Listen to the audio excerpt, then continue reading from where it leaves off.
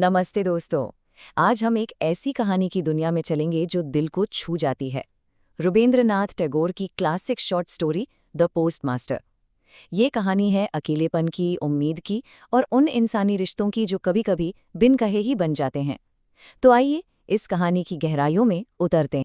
अच्छा, कहानी शुरू करने से पहले उस इंसान के बारे में जानना बहुत ज़रूरी है जिसने इसे लिखा है, रविंद्रनाथ टैगोर।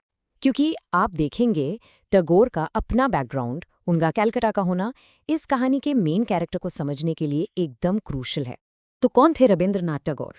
वो सिर्फ एक राइटर नहीं थे, वो एक कवि थे, एक फिलोसोफर थे, एक सोच थे। सोच के देखिए, वो पहले नॉन यूरोपियन थे जिन्हें 1913 में लिटरेचर का नोबेल प्राइज मिला। इतना ही नहीं, इंडिया और बांग्लादेश दोनों देशों के नेशनल एंथम उन्हीं की देन है। वो बंगाल रेनेसां के एक बहुत बड़े नाम थे। एक ऐसा टाइम जब बंगाल में आर्ट, लिटरेचर और कल्चर का जोरदार विकास हुआ। अब आप इमेजिन कीजिए, इतने बड़े इंटेलेक्चुअल माहौल से निकला एक इंसान, और उसकी कहानी का सेटिंग है एक छोटा सा गांव। यही कॉन्ट्रास्ट कहानी की जान है।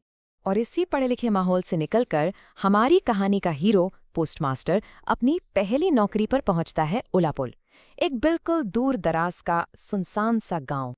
देखिए, यहाँ एक इंग्लिश इडियम का इस्तेमाल किया गया है, a fish out of water, मतलब पानी से बाहर निकली हुई मछली। आप खुद सोचिए उसकी क्या हालत होती है। बिल्कुल वही हालत हमारे पोस्टमास्टर की थी।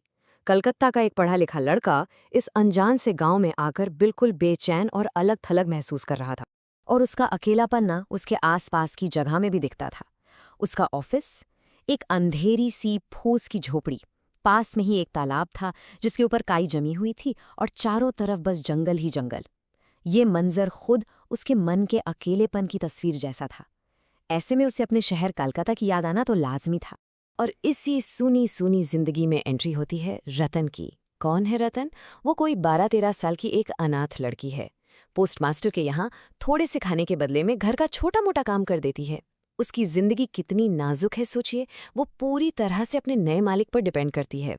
शुरू में तो उनका रिश्ता साफ था, मालिक और नौकर। लेकिन यहाँ से कहानी में एक बहुत खूबसूरत मोड़ आता है। उन दोनों के अकेलेपन में एक अनोखी दोस्ती की शुरुआत होती है। एक शहर का पढ़ा लिखा बाबू और एक गांव की अनपढ़ अनाथ लड़की, उनके बीच एक रिश्ता पनपने लगता है। ये रिश्ता कैसे शुरू होता है? शाम की बातों से। पोस्टमास्टर अकेलेपन से तंग आकर उससे छोटे छोटे सवाल पूछता, तो रतन, तुम्हें अपनी माँ याद है? और बस इन्हीं सवालों के जरिए रतन धीरे धीरे अपनी यादें, अपनी कहानी उसके सामने खोलने लगती है। और जानते हैं, ये रिश्ता इतना खास क्यों बन जाता है? क्योंकि पोस्टमास्टर को उस अनपढ़ लड़की में एक ऐसा साथी मिल जाता है जिसे वो अपने दिल की बात बता सके।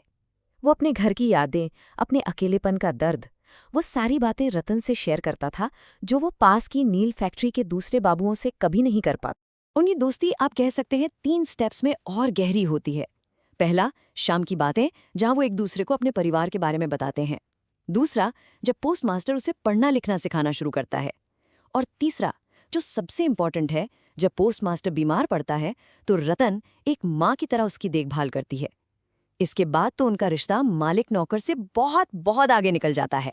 लेकिन बीमारी से उठने के बाद पोस्टमास्टर का मन टूट जाता है। उलापुर का अकेलापन उस पर इतना हावी हो जाता है कि वो एक फैसला कर लेता है, अब चाहे जो हो जाए उसे यहाँ से जाना ही है। और फिर वो पल आता है जो रतन की दुनिया हिला देता है। पोस्टमास्टर उससे कहता है, मैं कल जा रहा हूँ रतन, और अब मैं कभी वापस नहीं आऊँगा।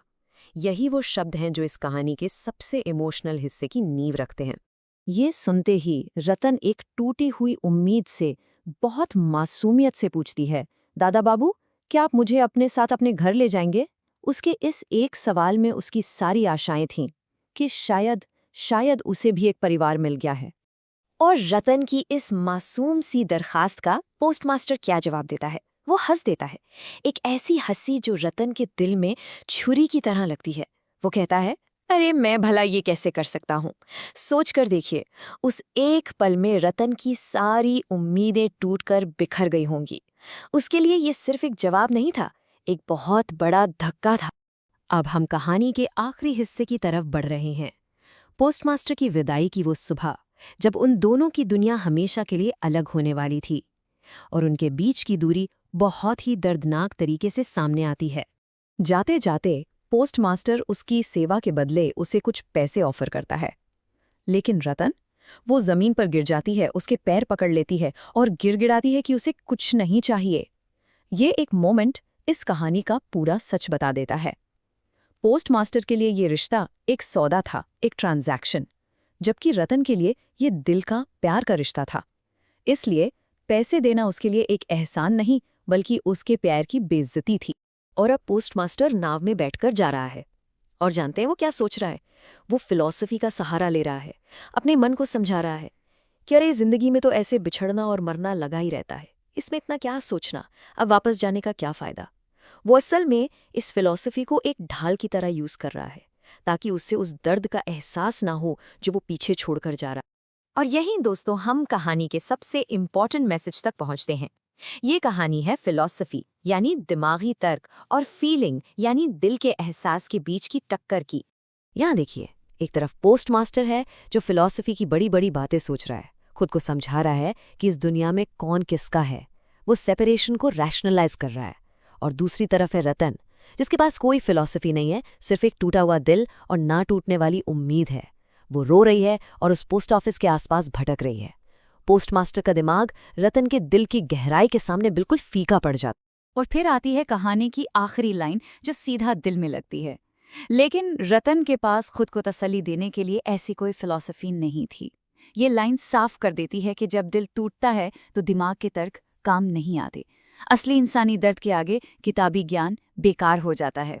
तो ये कहानी हम सब के लिए एक सवाल छोड़ जाती है। घर और परिवार का असली मतलब क्या है? क्या घर सिर्फ 4 दीवारों से बनता है, या फिर घर वो होता है जहां आप किसी से दिल से जुड़ जाते हैं? इसे देखने के लिए आपका बहुत बहुत शुक्रिया। अगर आपको ऐसे ही और एनालिसिस पसंद है तो चैनल को सब्सक्राइब जरूर करें। द पोस्टमास्टर हमें याद दिलाती है कि इंसान की सबसे बड़ी जरूरत अपनापन है, एक कनेक्शन है। धन्यवाद।